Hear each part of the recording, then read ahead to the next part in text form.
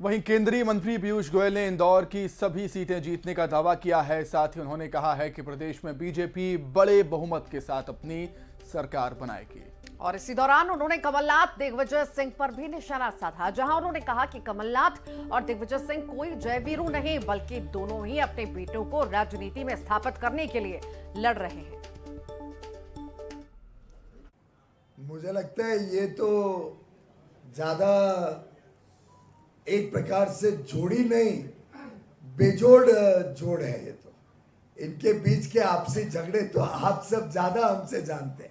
आप उसकी रिपोर्टिंग रोज करते हैं, आपके अखबारों से और टीवी चैनल से हमें पता चलता है कि एक दूसरे के घर के बाहर क्या कपड़े फाड़ रहे हैं, एक दूसरे के बारे में उनके विचार क्या है, वो तो पूरी जनता ने देख लिए।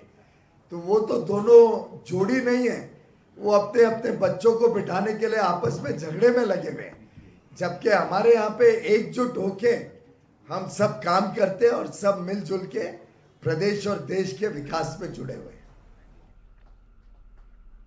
केंद्रीय मंत्री अनुराग ठाकुर ने कांग्रेस पर निशाना साधा। अनुराग ठाकुर ने कहा कि एमपी में राहुल गांधी ने किसान कर्ज माफी की गारंटी दी थी, जो फेल हो गई और एक बार फिर चुनावों में जनता को ठगने के लिए पहुंच रही है।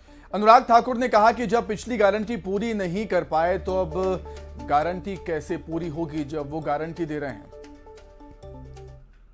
मैं यही कहूंगा कि कांग्रेस वो है जिसने हिमाचल में भी कहा था 1500 रुपये महीना महिलाओं को देंगे, नहीं दिया, गारंटी फेल, कांग्रेस फेल।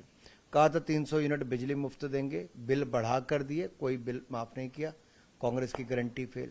कहा था पानी मुफ्त देंगे, कांग्रेस की गारंटी फेल। कहा था 1 लाख नौकरियां देंगे, 1 लाख छोड़ो, 1000 नहीं दी, कांग्रेस की गारंटी फेल। कहा था 100 रुपये लीटर दूध और 2 रुपये किलो गोबर खरीदेंगे, नहीं खरीदा, कांग्रेस की गारंटी फेल।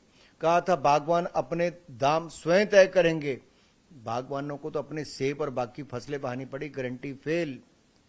अब मध्य प्रदेश में कौन सी झूठी गारंटी देने आए हो? मैं मध्य प्रदेश और छत्तीसगढ़ की जनता से कहता हूं, ये कांग्रेस पे बात विश्वास मत करना, ये कांग्रेस भी फेल, गारंटियां भी। वहीं सीएम शिवराज सिंह चौहान ने सीधी की चुरहुट में जनसभा को संबोधित किया। शिवराज ने कहा कि सरकार गरीबों के लिए काम कर रही है, लेकिन कांग्रेस के लोग परेशान हैं। सीएम ने कांग्रेस पर डराने की राजनीति करने के भी आरोप लगाए हैं। एक बात सुन लेना, अगर मेरी बहनों की तरफ उंगली उठी और बच्चों को भूखे मारने की बात कही तो तुमको छोड़ूंगा नहीं, ऐसी गत करूंगा कि ना तो जी पाओगे ना मर पाओगे। ये धमकी देने की राजनीति, ये डराने की राजनीति, किसको डरा रहे हो? मेरी बहनों को, जो दुर्गा लक्ष्मी और सरस्वती का स्वरूप है। मैं छोड़ूंगा नहीं, साफ कह रहा हूं, चाहे कुछ भी मुझे करना पड़े। मेरी बहनों निश्चिंत रहना। और आज मैं ये अपील करने आया हूं, ये चुनाव हमारी जिंदगी को बेहतर बनाने का चुनाव है। प्रधानमंत्री नरेंद्र मोदी जी के नेतृत्व में देश आगे बढ़ रहा है, डबल इंजन की सरकार में प्रदेश आगे बढ़ रहा है। सीधी में चुनावी प्रचार में जुटे सीएम शिवराज सिंह ने कल 35 बागी नेताओं पर हुई कार्रवाई पर बयान दिया है। उनकी माने तो जनता का समुद्र बीजेपी के साथ है और भारी बहुमत से बीजेपी की सरकार बनने जा रही है। जनता का समुद्र भाजपा के साथ है, हम लोग भारी बहुमत से जीत के आ रहे हैं। आपको जनता का समुद्र भाजपा के साथ है, हम लोग भारी बहुमत से जीत के आ रहे हैं।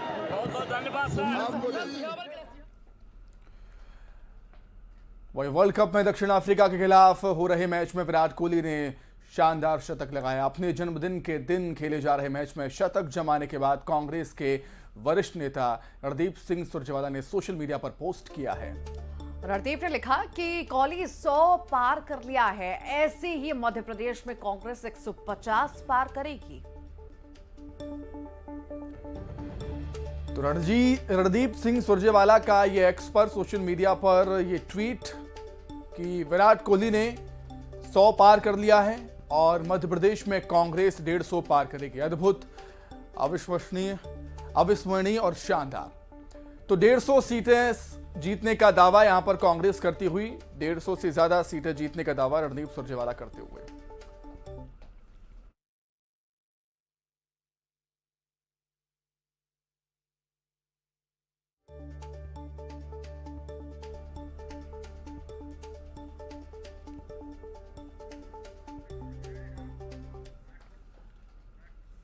टीकमगढ़ में एसपी सुप्रीमो अखिलेश यादव ने चुनावी सभा को संबोधित किया। इंडी गठबंधन के सहयोगी होने के बावजूद अखिलेश यादव ने कांग्रेस पर धोखा देने के आरोप लगाए। कमलनाथ के बयान को लेकर कहा कि उनकी उम्र 80 साल की है।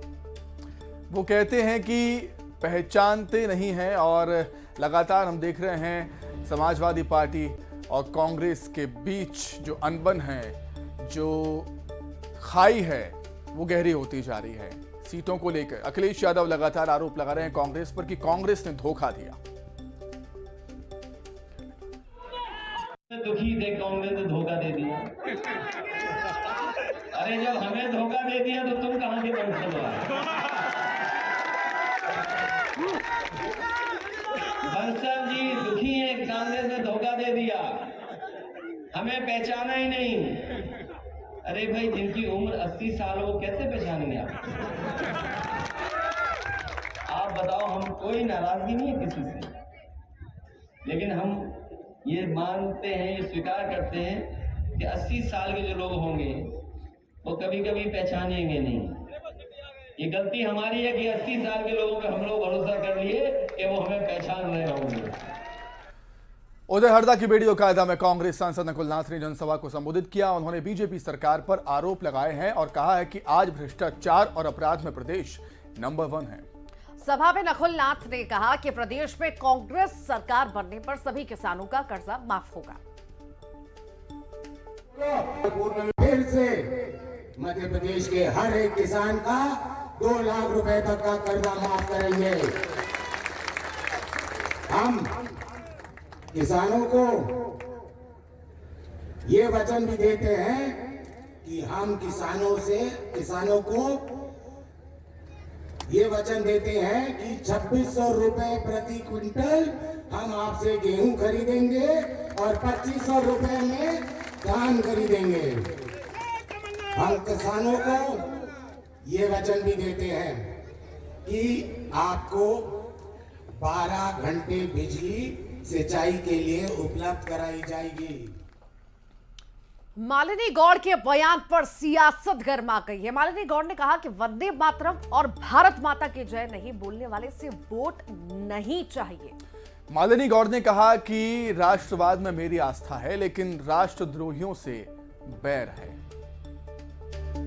जो वंदे मातरम बोलेगा उसका वोट चाहिए, और मैं वोट लेने भी नहीं जाती हूँ ऐसे एरिया में जहाँ वंदे मातरम नहीं बोलते हैं। ये अब हमारे भारत की जो भी भारत के लिए जो प्रशंसा नहीं करता है या वंदे मातरम नहीं बोलता है, भारत माता की जय नहीं बोलता, मैं वोट मांगने नहीं जाती। भाभी जी ने भी बोला कि वोट मांग नहीं जाती हूँ। इनकी रोज मुसलमान बुला के बोल रहे वोट दें, वोट नहीं देंगे, फिर आप बोला न्यूट्रल हो जाओ, वोट नहीं दो। क्यों? ये क्या हो रहा है?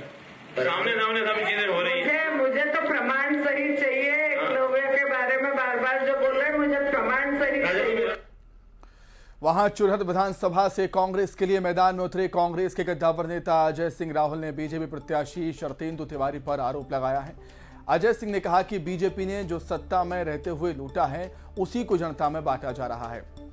और साथ ही ये भी कहा कि जैसे ही कांग्रेस की सरकार बनेगी तो लाडली बहना योजना को बंद कर नारी सम्मान योजना की शुरुआत की जाएगी। अब पैसा कौन के पास है? कांग्रेस के पास तो है नहीं। इन्होंने 20 साल लूटा है, वो बांट रहे हैं। खाता नंबर वो ढूंढ रहे हैं, आरोप हमारे ऊपर लगा रहे हैं। लेकिन उससे बेहतर योजना कांग्रेस चालू है। ये 1000 रुपए इनकी लाडली बहना है, हमारी नारी सम्मान 1500 रुपए। तो वो सही कह रही है कि उनकी योजना फ्लॉप है, हमारी योजना चालू है।